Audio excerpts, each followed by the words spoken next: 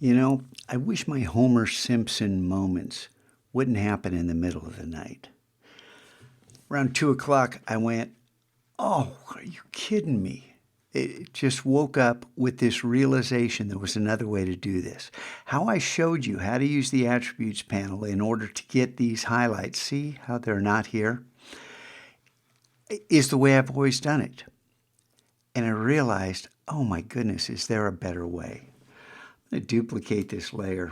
And this is for those of you who want to do this, who are interested in this, and would like a better way. So I'm going to hide that to preserve what I already did.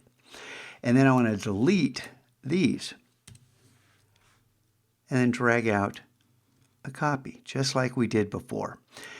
And I want to get rid of that geometry again, right? So we're going to break the link and break the link and then ungroup this thing a whole bunch of times. And now we're down to faces. Now, here's my Homer Simpson moment. Because with the attributes panel, I don't believe I ever did this before. Select everything. Then click on that show center. And we have all the centers of not only the visible geometry, but the hidden geometry. And now you can go ahead and, click and shift click, and you don't have to do faces.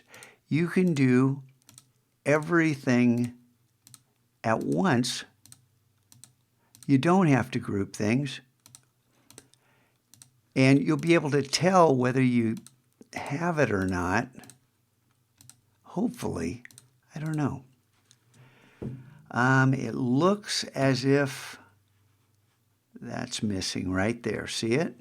I must have shift clicked on that again. So now you can look and see all that and then start dragging that and hold down shift. And now we have, I think I let go of shift too soon. So I'm going to hold down shift and let go of that and then let go of shift. Hide the attributes panel. Now we have our hidden geometry. Well, here's our hidden geometry, and it's already got those dots, so we can go ahead and find out what's hidden behind this too in order to dive deeper in. And I had a project where I did that, and I found all kinds of interesting things hiding in those 9 by 9 by 9s or 7 by 7, a different type of cube, a more complex one. So the moral of the story is there's always a better way. And it's almost always completely obvious. And maybe some of you realize that as you watch that last video. Why is Scotchko doing it that way? Why didn't he just highlight everything and click on that center and the attributes? Well, there's a question for the ages, huh?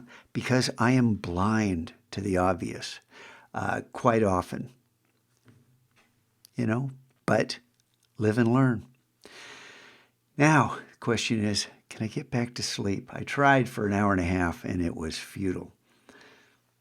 But now I've paid the price, made the video, and we'll see. If I'm bleary-eyed on Monday, now you'll know why.